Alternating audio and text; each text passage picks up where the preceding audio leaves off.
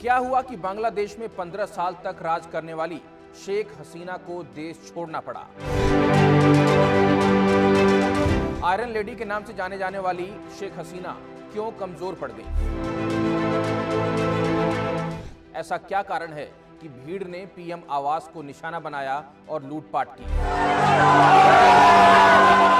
बांग्लादेश के संस्थापक और राष्ट्रपिता कहे जाने वाले शेख मुजीबुर रहमान की मूर्ति तक तोड़ डाली। 50 साल पहले अस्तित्व में आया मुल्क फिर क्यों हो गया बेसहारा? पूरे परिवार के कत्ल हो जाने के बाद भी शेख हसीना के मजबूती से उभरने की कहानी।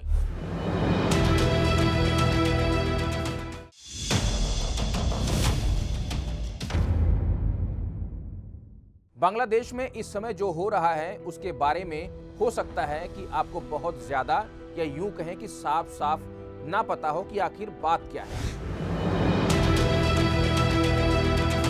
जिस छात्र आंदोलन की वजह से कहा जा रहा है कि शेख हसीना को कुर्सी और मुल्क दोनों छोड़ने पड़े, उनकी मांगें तो लगभग मान ली गई थीं, फिर क्या हुआ?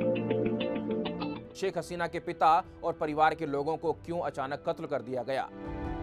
1975 से बांग्लादेश की सियासत में फौज का क्या रोल रहा है? बांग्लादेश में जो हो रहा है उससे भारत को कितना बड़ा खतरा है? और सबसे बड़ा सवाल कि बांग्लादेश को तेजी से उभरती हुई अर्थव्यवस्था बनाने वाली शेख हसीना क्या वतन वापसी करेंगी? ऐसे कई सवालों के जरिए समझने की कोशिश करेंगे बांग्लादेश के मौजूदा हालात को। मैं हूं दलीप सिंह। जब भारत पाकिस्तान का बंटवारा हुआ उसी साल शेख हसीना पैदा हुई, यानी 1947। साल 1971 तक बांग्लादेश को पूर्वी पाकिस्तान के नाम से जाना जाता था, यानी मौजूदा पाकिस्तान और 1971 तक वाला पाकिस्तान एक ही मुल्क थे। 1970 में पाकिस्तान में चुनाव हुए। उस समय के पूर्वी पाकिस्तान यानी मौजूदा बांग्लादेश में शेख मुजीबुर रहमान की पार्टी आवामी लीग ने चुनाव लड़ा और एक तरफा जीत हासिल हुई। दूसरी तरफ मौजूदा पाकिस्तान यानी पश्चिमी पाकिस्तान में पीपीपी पार्टी के जुल्फिकार अली भुट्टो की पार्टी पिछड़ गई।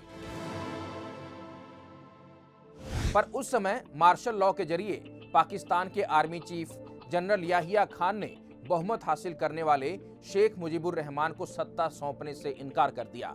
बस यही शुरुआत हुई बांग्लादेश बनने की और पाकिस्तान के टूटने की कहानी। जनरल याहिया खान के सत्ता न सौंपने के फैसले के बाद पूर्वी पाकिस्तान में हालात बिगड़ गए। यहां पहले से ही बंगाली लोग इस बात का विरोध कर रहे थे कि हम मुसलमान तो हैं, लेकिन हमारी भाषा बंगाली है, पर हम पर थोपी जा रही है उर्दू भाषा। इसके बाद शुरू हुआ आजादी का संघर्ष। पाकिस्तानी फौज ने पूरी ताकत से संघर्ष को दबाने का काम किया, पर अचानक पूर्वी पाकिस्तान में बंगाली फौजियों ने बगावत कर दी। इसके बाद बंगाली फौजियों और प्रदर्शनकारियों ने मिलकर एक संगठन बनाया, मुक्ति बाहिनी,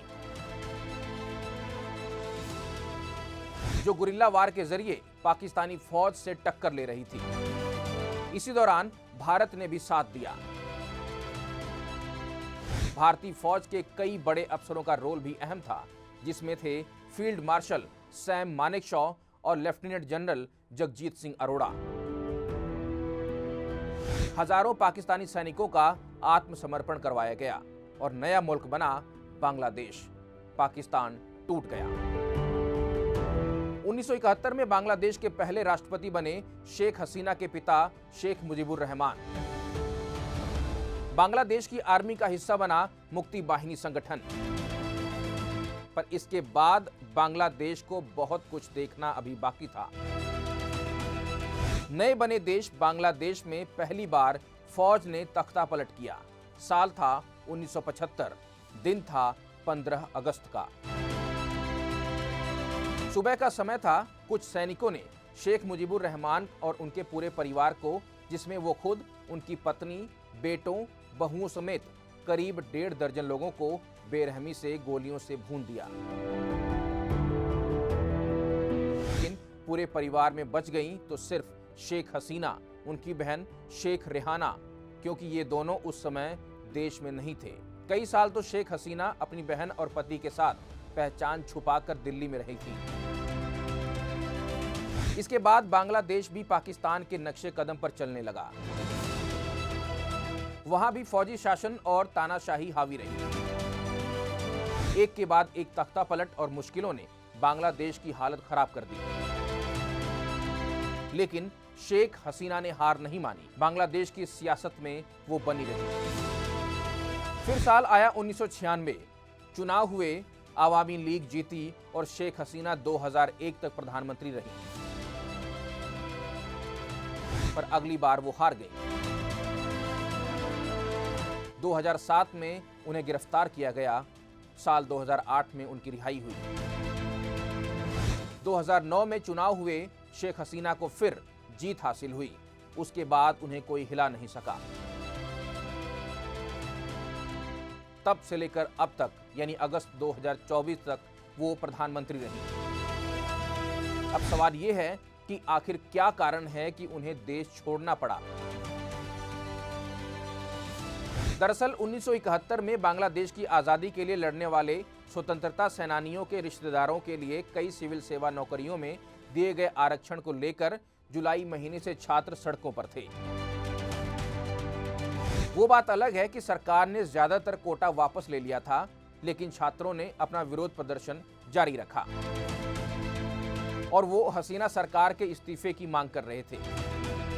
हालांकि आरक्षण हटाने की बात कोई नई नहीं थी, बल्कि कई साल पुरानी थी। अब दबाव ज्यादा था।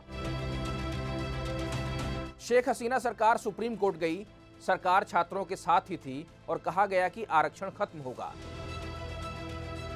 बाद में बांग्लादेश के सुप्रीम कोर्ट ने आरक्षण व्यवस्था को करीब करीब खत्म कर दिया था।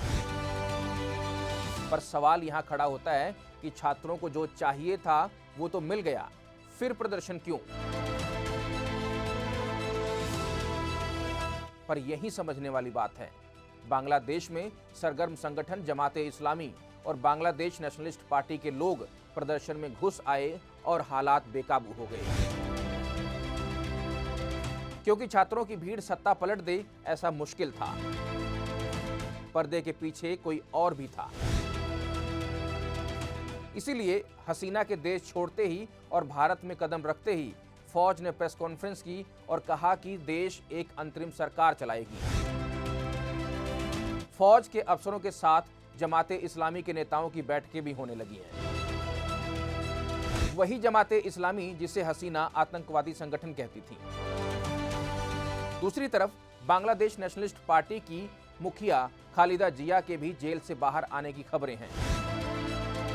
तो इसे सिर्फ छात्र आंदोलन तक सीमित करके नहीं देखना चाहिए, आगे देखने की जरूरत है। अगली बात यह है कि भारत के लिए बांग्लादेश संकट क्यों अहम है। वो इसलिए क्योंकि भारत बांग्लादेश का शुरू से ही साथी है और शेख हसीना के लंबे कार्यकाल के दौरान दोनों देशों ने कई परियोजनाओं पर काम किया है। एक ही पड़ोसी देश था जहां हालात बिगड़े नहीं थे। इसके पहले अफगानिस्तान, पाकिस्तान, नेपाल, श्रीलंका और म्यांमार में हालात ठीक नहीं हैं। तो अब भारत को एक एक कदम संभल कर उठाना होगा, क्योंकि आसपास के लगभग सभी देशों के हालात भारत के पक्ष में नहीं हैं। आखिरी सवाल, क्या अब भी शेख हसीना वापसी करेंगी? शेख हसीना के बेटे सजीब वाजिद जॉय ने कहा है कि उन्होंने पिछले 15 साल से बांग्लादेश का कायापलट किया। जब वो सत्ता में आई थी तो उस समय बांग्लादेश को एक बीमारू देश कहा जाता था। वो एक गरीब मुल्क था, लेकिन आज उसे एशिया के उभरते टाइगर के रूप में देखा जाता है। अब उनकी मां राजनीतिक वापसी नहीं करेंगी ऐसा संभव नहीं है, क्योंकि वो अब 70 पार कर चुकी हैं। इतनी मेहनत के बावजूद भी थोड़े से लोगों ने उनके खिलाफ विरोध प्रदर्शन किया। मेरे ख्याल से अब वो वापसी नहीं करेंगी।